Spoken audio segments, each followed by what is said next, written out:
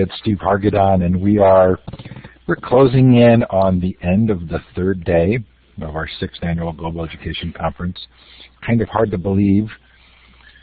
For those of us who've been sitting in the same chair for 3 days, though, we can't believe it. Our special keynote guest this hour is Kelly Clark. Kelly, welcome. Thanks, Steve. This is such a fun event, but by the end we're all just so exhausted. I'm glad I'm coming at the end of it. You are, but you're not at the full end yet. Thanks everybody for being here. We express a special appreciation to our conference sponsors and supporters. Thanks this year especially to VIF, International Education, and TES. And deep thanks to the conference founding sponsors, the Global Campaign for Education U.S. Chapter and IRON USA. And the rest of these fine folks. We really appreciate the support. This is the chance for those of you who are in the live listening audience to indicate where you are on the map. Click on the star icon to the left of the map and then click on the map. You can put your location, time, temperature in the chat as well. It's always fun to see where you are. Looks like Govinda from Nepal is here, the ever-present Govinda.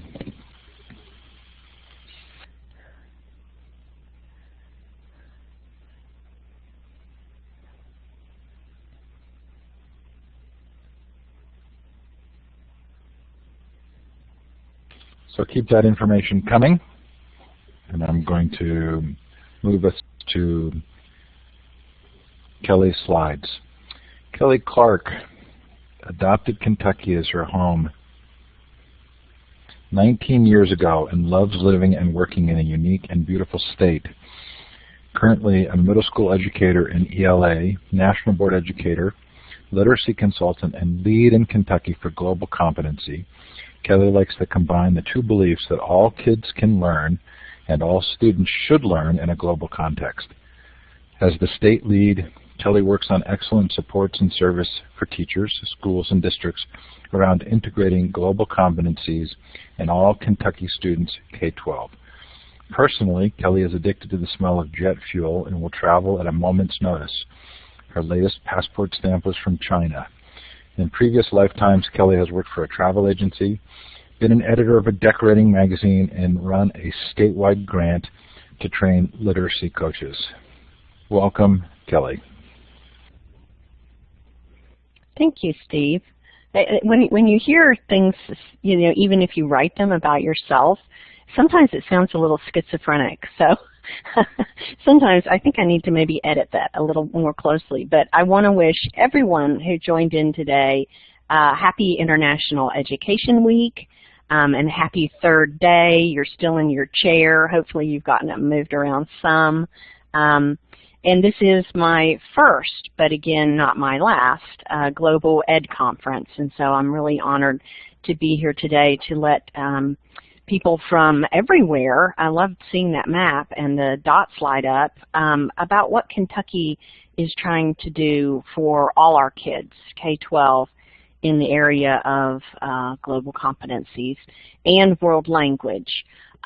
My co-presenter, Karen Kidwell, who is the division director, is going to be coming in here shortly. So I'll introduce her when she comes in, but we'll go ahead and get started. So for those of you who don't know a lot about Kentucky, and Kentucky is one of the states in the United States that before I moved here, honestly, I didn't really know a lot about Kentucky. I knew that it was a state. I knew Daniel Boone was from around here somewhere, and I knew that there were mountains, coal mining, and that they did a lot with horses. And there's that little horse race every May that everyone likes to watch for 2 minutes and place bets on, called the Kentucky Derby. But Kentucky is much more complex, as a lot of places are once you get to know them a lot better. This is just a little snapshot, trying to locate Kentucky in the United States. And I have to give a little shout out from our California friends who were on a session right before this, who said a lot of nice things about Kentucky. But the term global curious is interesting because you can see where Kentucky's located versus our friends in California. Out there on the Pacific. But Kentucky's about 4.5 million people. Roughly a quarter are under the age of 18. It is by far a predominantly white Caucasian state, with the next minority being African American with around 8%, and then almost 3.5% Hispanic. The largest cities in Kentucky are Louisville and Lexington, and they're kind of over, they're about 260,000 or 275,000. They fight not just in basketball, but in trying to take predominance in the state as far as population. We have 173 different school districts, and that's just a little over 1,200 pre-K to grade 12 schools. We are a local control state, which means that although there is a Kentucky Department of Education, we help teachers and districts and parents and students understand what the rules and guidelines are that are set down through our Kentucky Board of Education, which is headed by our commissioner, and we have a new commissioner, Dr. Stephen Pruitt, who just came in about a month ago, and so he leads the Kentucky Board of Education, and then the different districts, different school districts, actually each run sort of independently. So while we might say you have to have math, and students have to take certain math courses, so we'll have standards, but the way that those standards are then taught, the curriculum cannot be dictated from the state level. It has to be understood, and we can support school districts in their understanding of different standards and how to deconstruct them and how that should look for students, but the ways that they do it are as varied as our school districts. There are very large school districts with hundreds of schools, and that would be where Louisville is located, and then we have some school districts which just have 2 schools, and that might be a pre-K to 3 school, and then a 4 through 12, all in buildings right next to each other. It's around 675,000 students, and then almost 44,000 different teachers. Of course, the predominant language is English. There are other languages spoken at home, but Spanish is 50% of that total. We do have some refugee resettlement centers in Kentucky, and also in Louisville through the jobs, and so they have a little more of a global focus, being there right on the river than any other city in Kentucky, and so that's where most of those different languages spoken at home are. So that's just a little bit about Kentucky. Listening to California earlier, and Emily and Nick, I was really a little jealous because they're at a place, and California is at a place where they said they don't need to really push the understanding of why we need to have globalized education. Kentucky's not there yet, and part of it is where we are in the United States, and the fact that we are predominantly rural. So when you look at that state, people say, well, why is Kentucky doing this? Why Kentucky? So the sign on the right pointing to Paris, London, and Versailles, and Florence, those are all the names of little towns and cities in Kentucky. So, and we don't pronounce it Versailles, it's Versailles. although Florence and London and Paris are all pronounced correctly. So Kentucky surprisingly has a great deal of global economic and international trade. We've got 21% of jobs in the state tied to that trade. Kentucky exports are topping $25 billion, and there are either companies owned by 198 different countries or subsidiaries, or different distribution centers from companies in different countries. So 198 countries are represented around the state in different business ventures. Our exports make up 13% of the state's gross domestic product, and we have the second highest growth in exports nationally, which when you look at the size of California and the location of California, places like New York, Chicago, Texas, and Florida, that does surprise people. And we are exporting more than things to do with horses and bourbon, because that's another big local economy here, but I don't think that's all in bourbon. Then we've got 410 different foreign-owned companies operating and investing in Kentucky and Kentucky markets.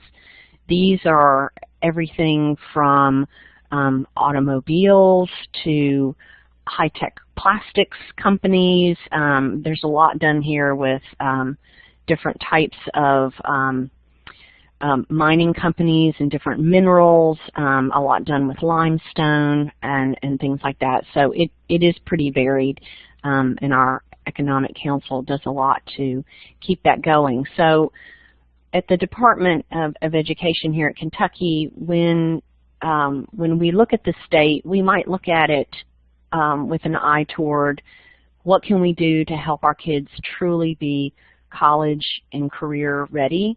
And part of that has got to be the fact that they have to be ready to compete on a global scale, and in a global marketplace, and that includes knowing about different countries in different contexts, being able to be open and tolerant to different all types of diversity, whether it's diverse thought, religion, and knowing world languages, which is something that is part of what we're pushing, that is probably the hardest piece of it, that we're trying to get over to our teachers and parents and students as to why we need to do this. So even though we have strong economic global ties, we do have lots of people saying, why in the world are we doing this to our kids? I actually have people saying things like, I can't even get my students to speak English well.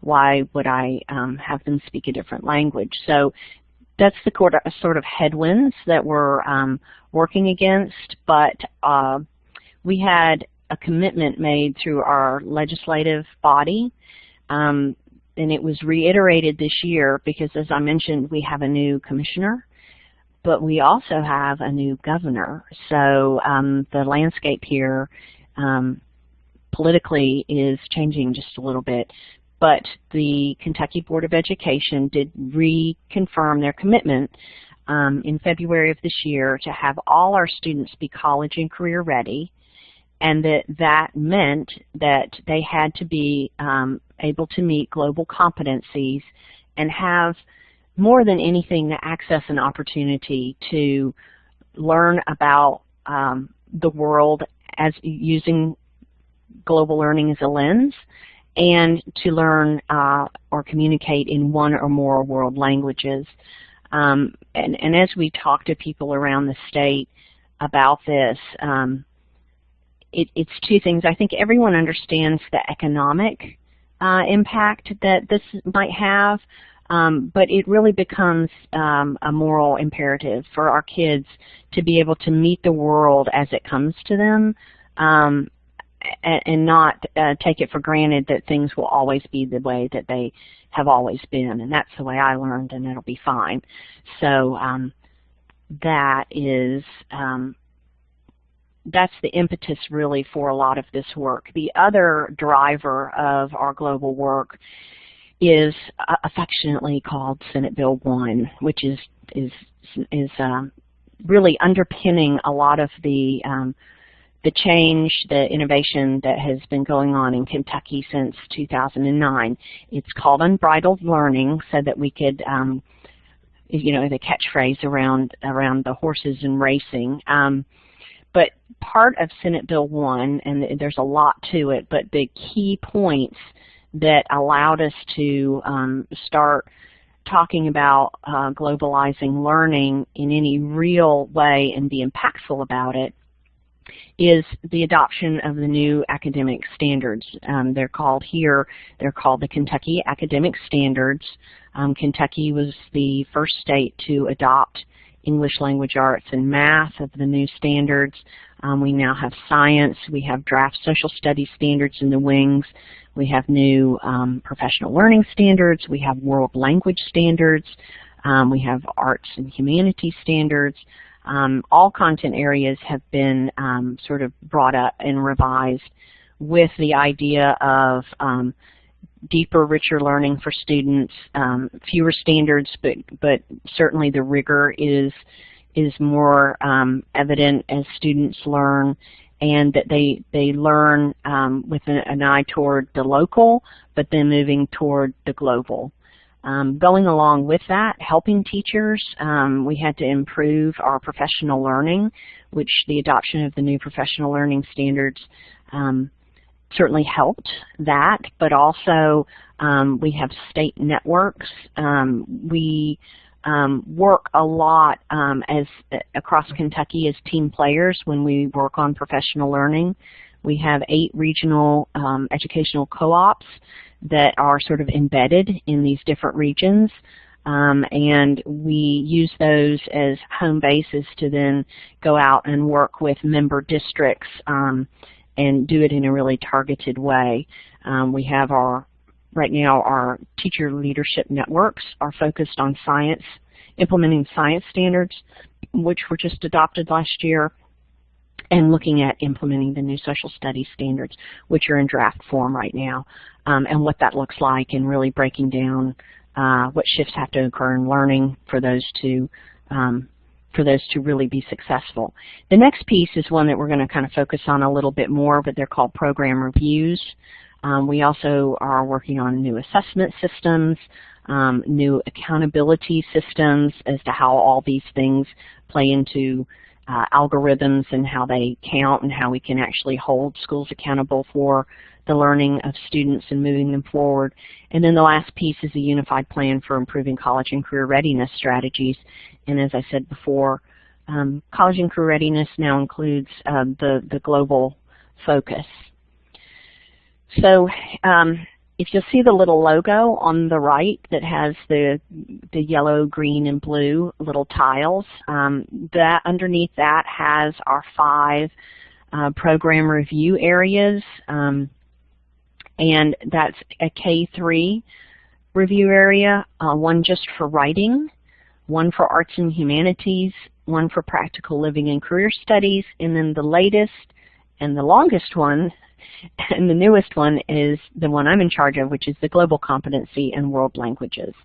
And I have to give a little shout now to my my cohort in this is Alfonso de Torres Nunez, who's the world language consultant, and he couldn't be here today. But we work very closely together on working on these pieces for the state. So a program review is both systematic and systemic. They are a method of having schools actually score themselves on a rubric, and I'll show you what that looks like in just a minute. All the different components of instructional programs. So it goes into detail at a school-wide level. So not looking at a particular teacher or a particular department or depicting a different grade level, but a school-wide sort of 30,000 feet shot of the school and this particular program. It's really works to align the program so that schools can improve in their services towards students.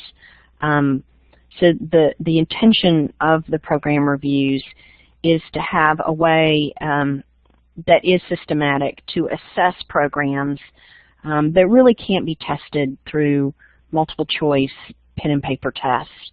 So certainly global competency isn't something we could ever really test for.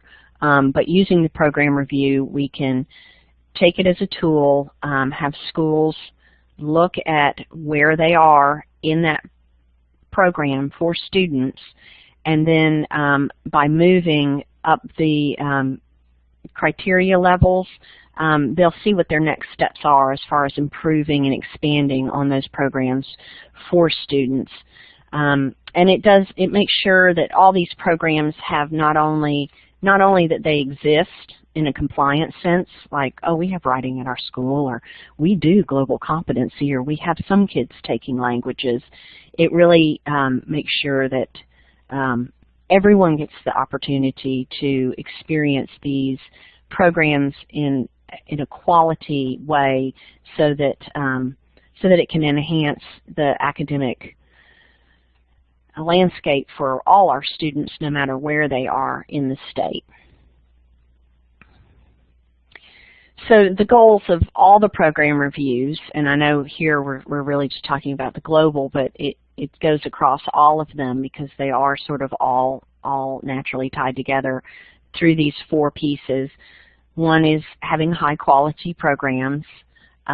Two is equal access. Do all students in the school, no matter whether they're a high level reader or a high flyer, or whether they struggle, do they get access to these kinds of programs and these educational opportunities, and that there's a natural integration, especially with global competencies.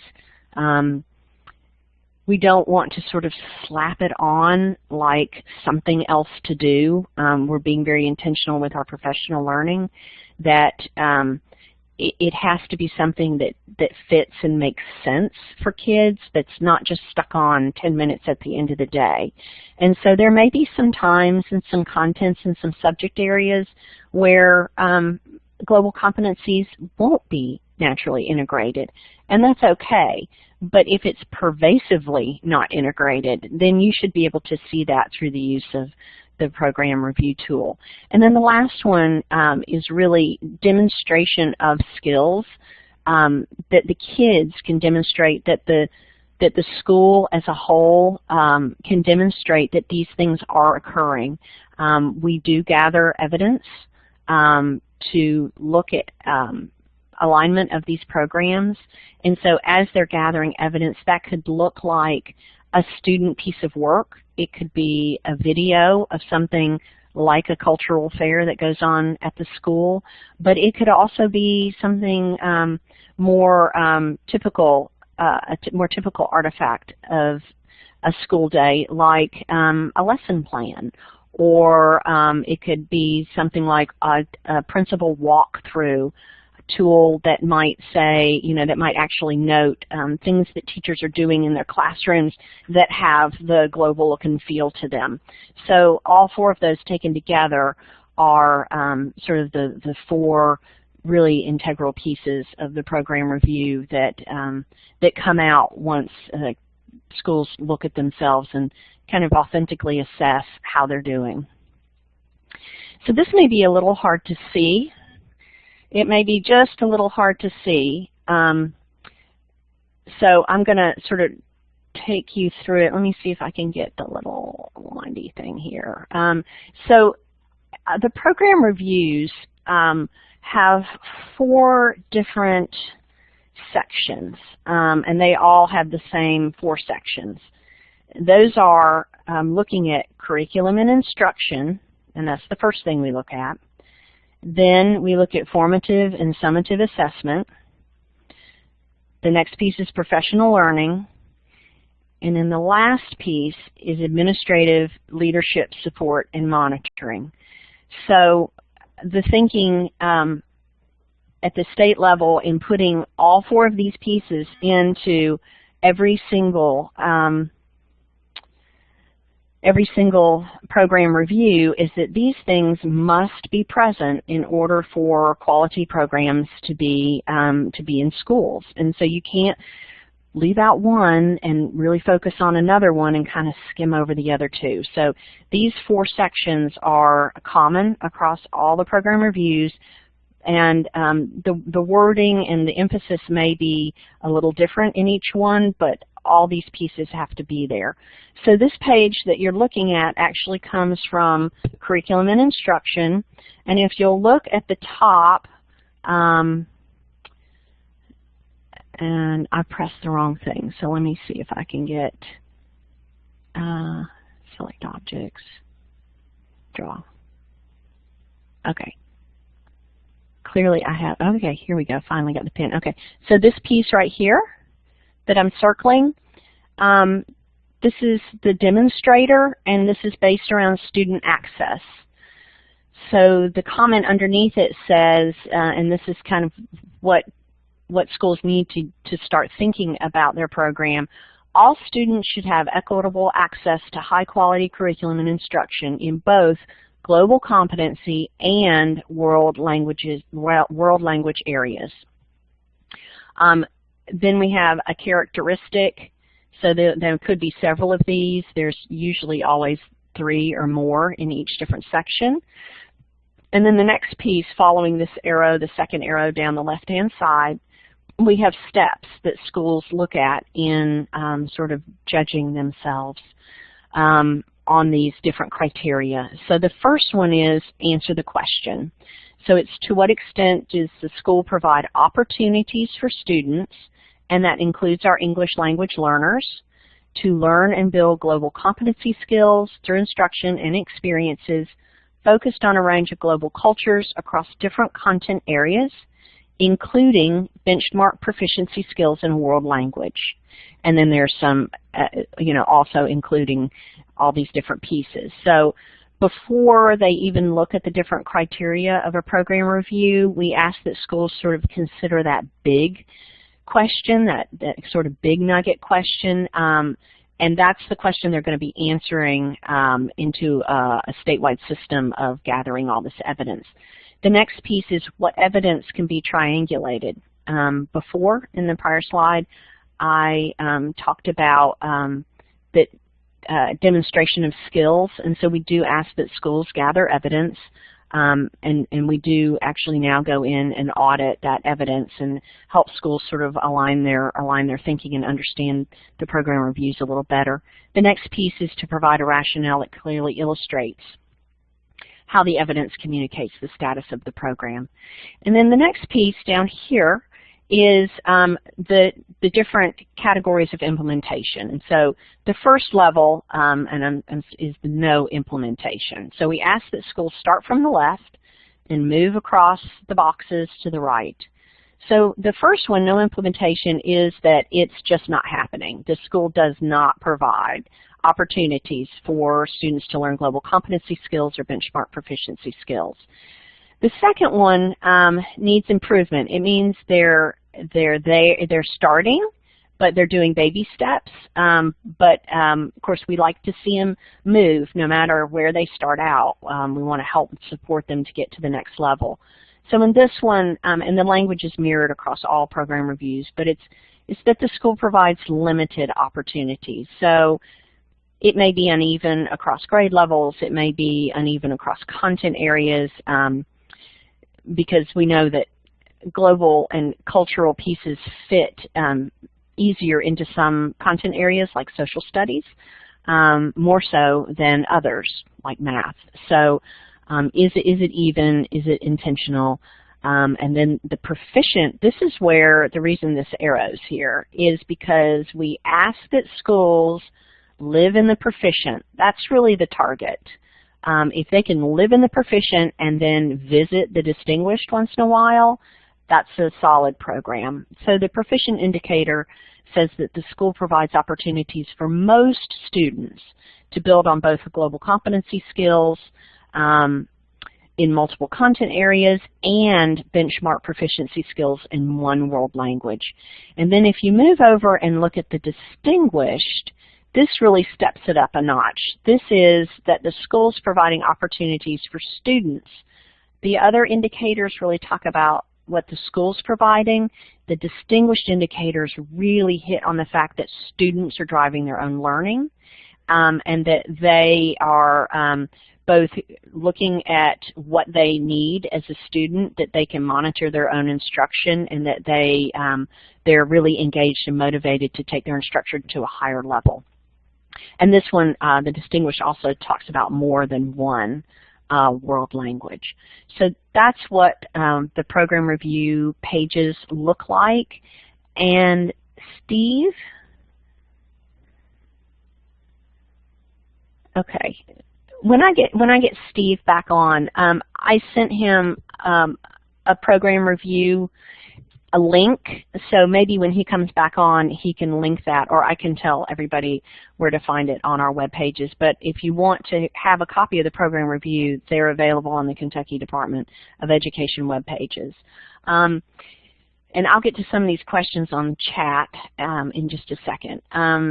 Let's see. So then let me show you another example.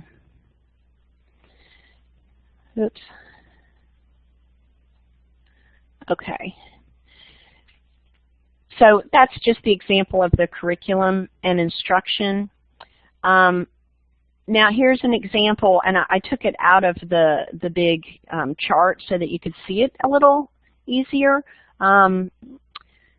It's the formative and summative example. So on the left is the demonstrator, expectations for student learning.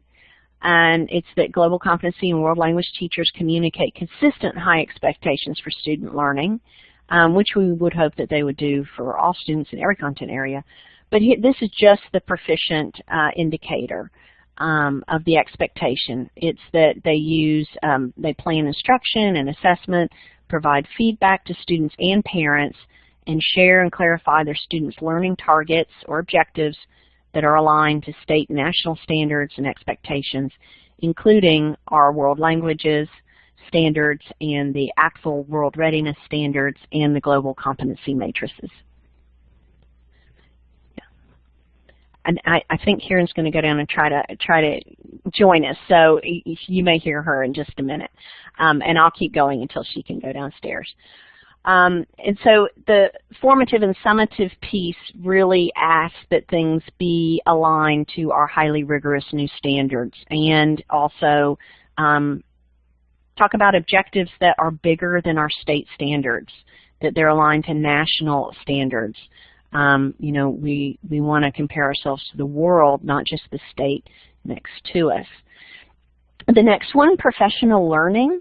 So this demonstrator is about professional learning opportunities, that they're based on our new standards for professional learning, and that it's planned with the teacher's learning needs in mind in response to data. And it's in the context of the components and indicators of effectiveness in the framework for teaching. Hi, Steve. I sent you a copy of the, that's okay, I sent you a copy of the link for the program review. Would you mind posting that on the chat so people can have access to that? I will. It doesn't actually come in the chat, but what's going to happen is everybody's going to get a notification asking if they want to download it. So folks in the audience, okay, and anybody listening to the recording, you'll get this notice and go ahead and say yes to download it. And that'll take place in about 30 seconds. Okay. Great. Thank you very much, Steve. Appreciate it. So this professional learning one, the proficient indicator, talks about using the new standards for professional learning, and that the learning is focused on research or evidence-based practices, and that they're not only planned, but they're actually implemented, and then they're evaluated based on teacher professional growth plans.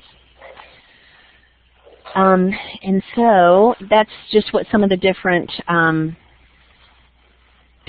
sections look like, and what some of the different indicators look like. And so Steve sent that, and that was great timing. Thank you, Steve. The last section in all the program reviews is the administrative and leadership support and monitoring. So for all these things to work, teachers have to have the resources and the time that they need to actually put things into place, especially when they're new, like global competencies, and very, very unknown. So this demonstrator is on policies and monitoring. It's that leadership establishes and monitors implementation of policies and provides adequate resources and facilitates space and time to support the different programs around global competency and world language. So the proficient indicator is that there's time in the school schedule and it's protected so that all students can receive instruction in global competency and world language. So we know teachers need support from their administration in order to put all these things into place and have them be successful. So just further looking at some of the different indicators, and I'll go through these kind of quickly because I know these slides will be available, but in curriculum and instruction, one of the indicators looks like this. It's that the school provides opportunities for most students to learn and build global competency skills and benchmark proficiency skills in one world language. So for, this is the proficient column. In order for schools to meet this, they have to do all those pieces. They can't just do world language and leave out the global competency skills, or vice versa. They can't do one and at the expense of the other, and that most students get to experience this. Of course, the distinguished box is that all students. One problem we have in Kentucky is the authentic cultural materials and native speakers, and I'll talk about that in just a minute.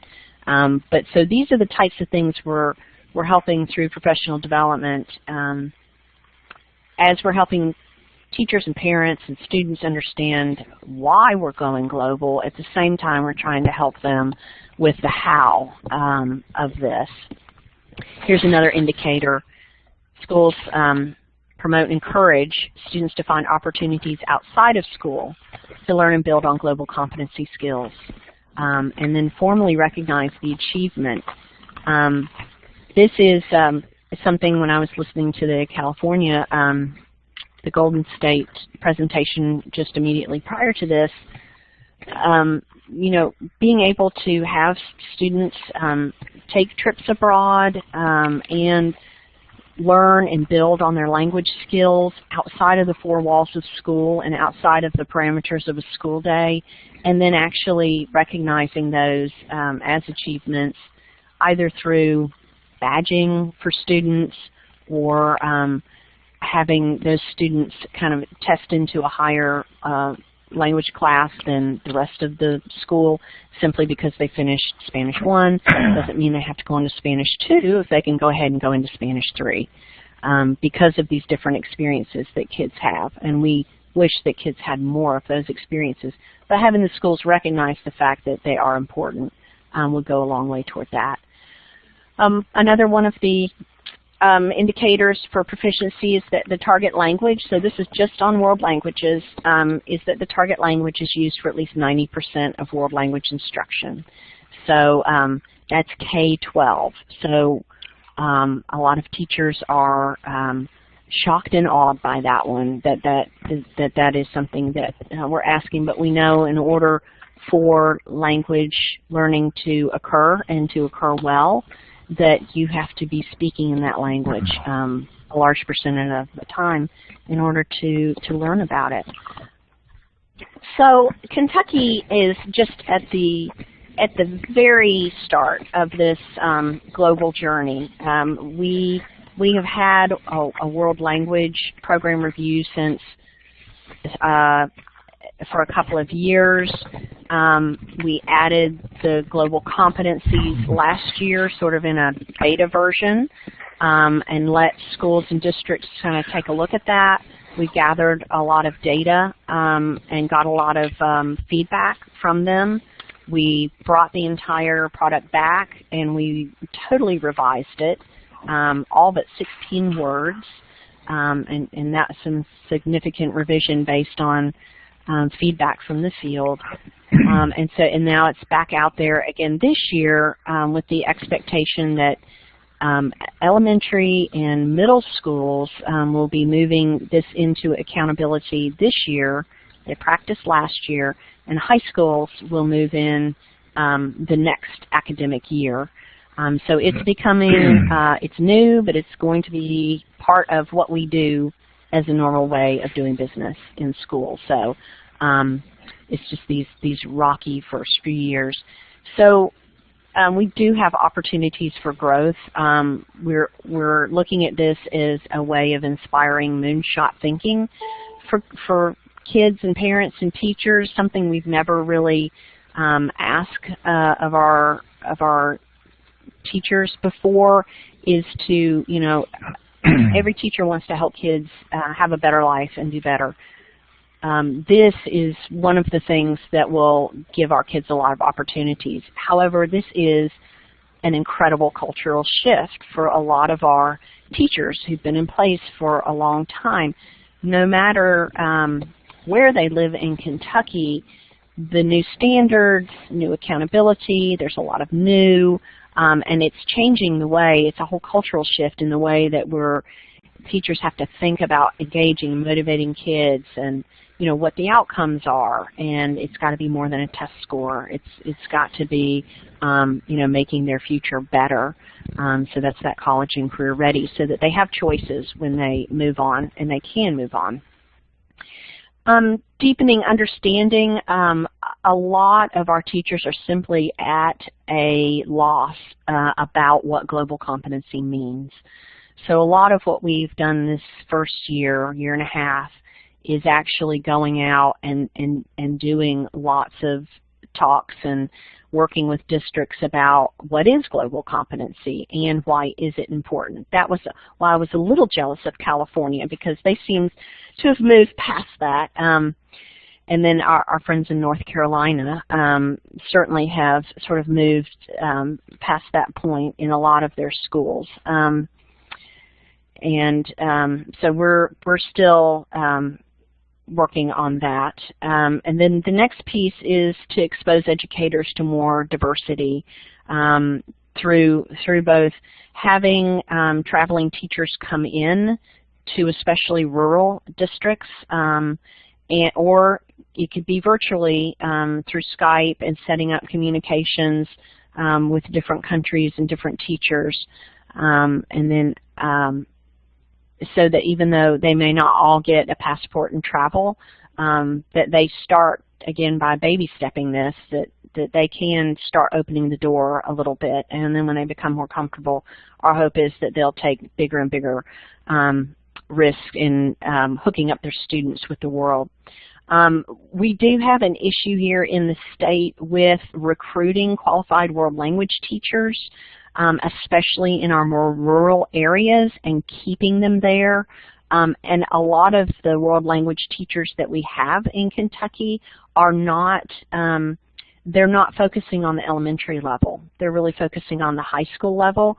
And, you know, teaching, my cohort, Alfonso, would say teaching those kiddos at the elementary level world languages is a totally different ballgame than teaching even middle school and high school students.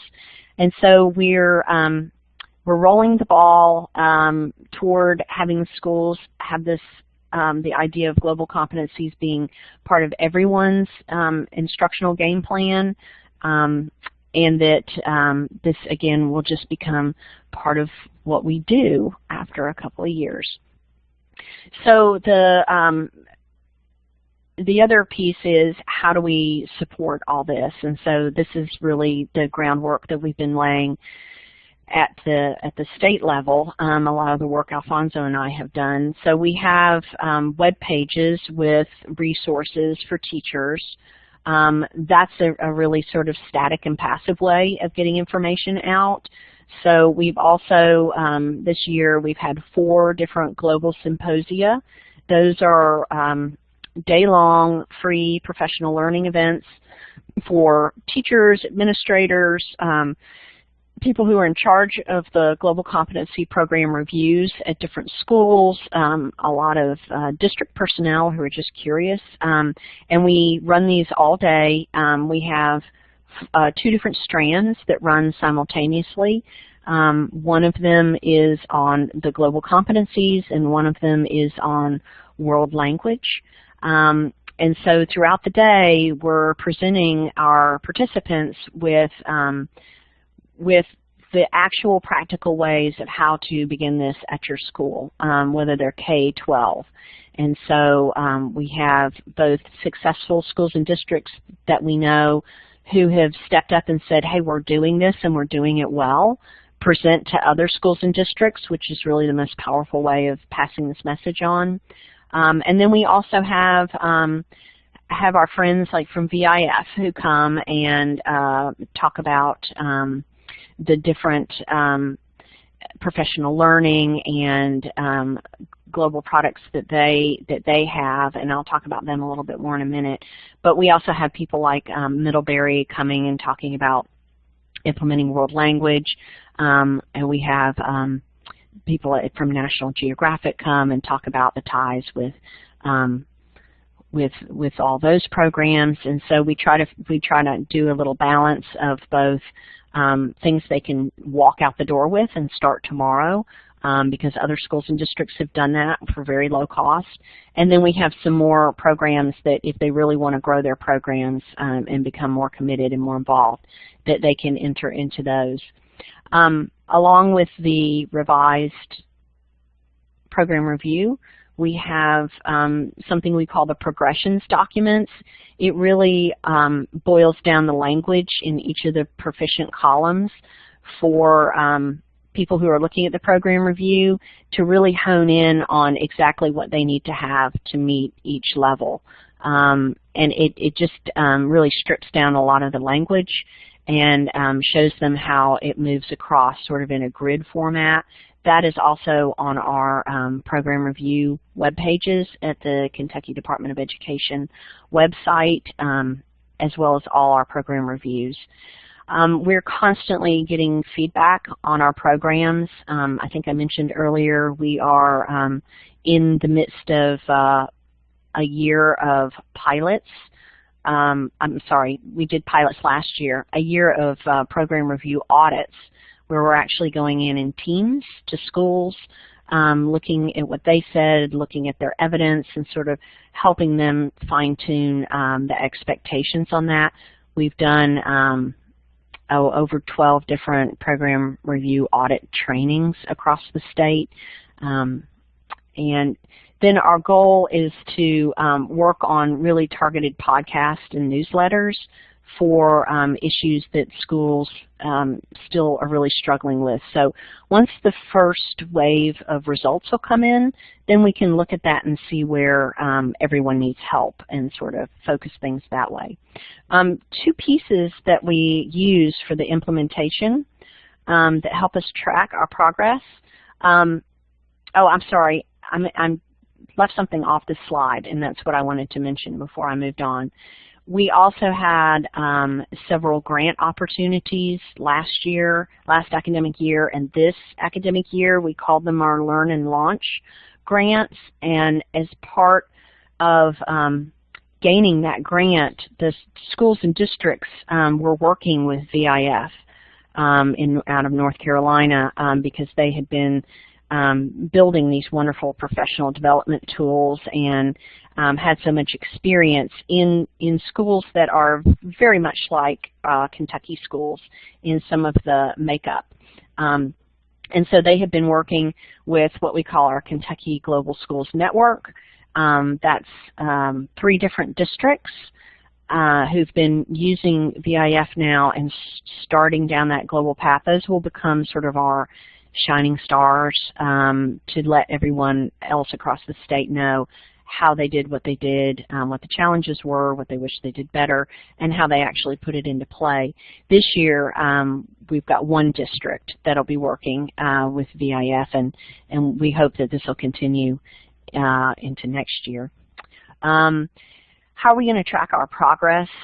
We're not ever going to have a global competency test, the way that we have world language proficiency assessments, but we are asking schools to utilize the Global Education Checklist by Frank Zara.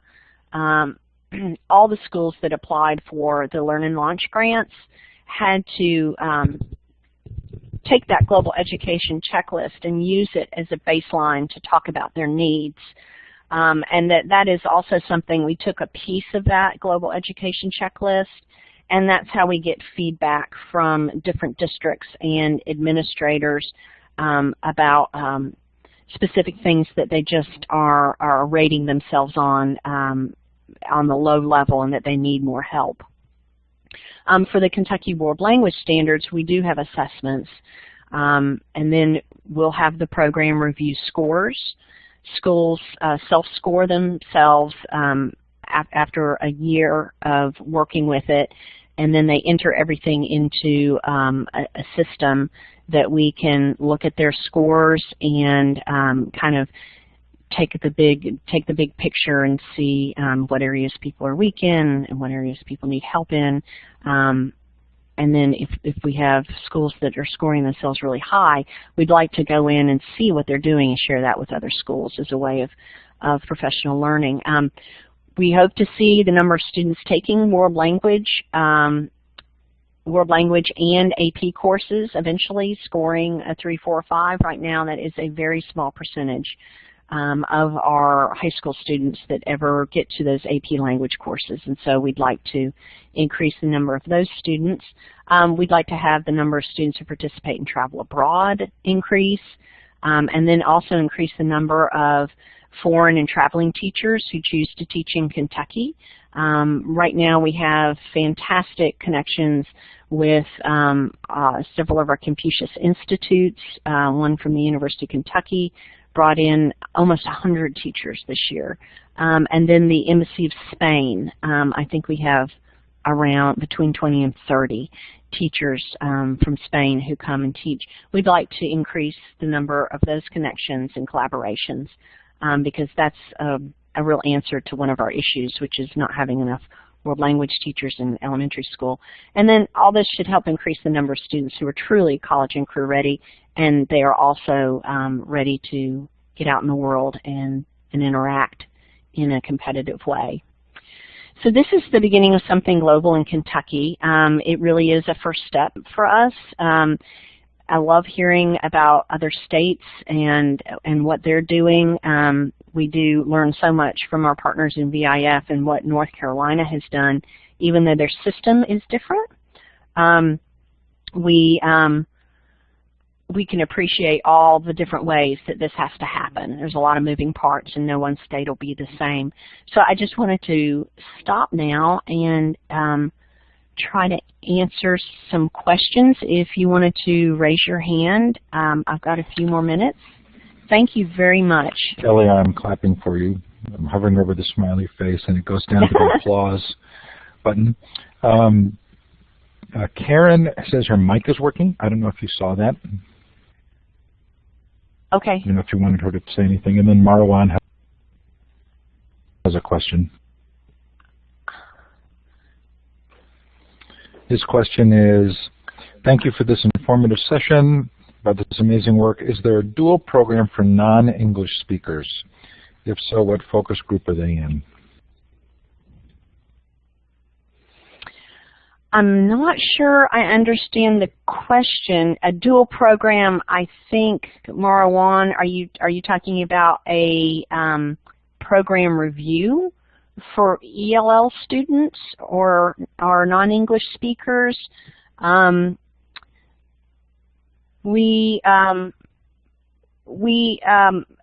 don't think we do have that right now, but we are working right now, and that would be more a question for my partner Alfonso de Torres Nunez, who's the world language consultant. But I do know that we are working right now on a seal of biliteracy that will include non-English speakers gaining literacy skills and language skills in languages other than their native language, And so that might include some of those speakers. I don't think I've really answered that very well, but you can please our contact information is up on the screen. Love to talk to everyone more. Karen, is there something you wanted to? Yeah. Oh, good, Karen, you found the mic button. Right. I just didn't want to turn it on while Kelly was talking, because she has shared lots of great information, I think, and she has been the leader through this effort since the time that we began it. I see that there's a question about why we chose a grassroots approach as opposed to top-down, and I think I can answer that question. Ultimately, this is about serving students and giving students opportunities and access to learning experiences that they may not have had. And we wanted that to grow out of great practice that would happen at the school level. And because we want to share things that are coming from educators who are excited about this and working to make great things happen in their classroom, we felt like that is a far better approach and, if you will, sales pitch for others to want to do this. Often, as a state education agency, when we try to insist on a certain direction for teaching and learning, it's viewed as, not necessarily helpful to schools and districts.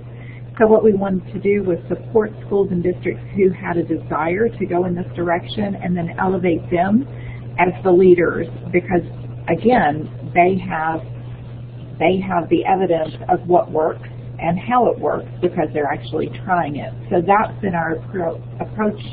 By starting in the schools and districts who are ready to take this on, who are ready to struggle through the challenges that they would face and be willing to kind of be demonstration sites for other schools and districts. That tends to grow better practice.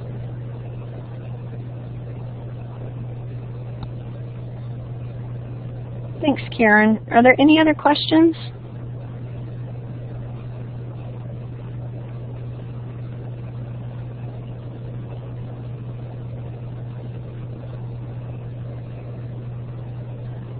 Emily mentioned that you might want to talk more about why you're choosing a grassroots approach opposed to top-down and how that's worked so far.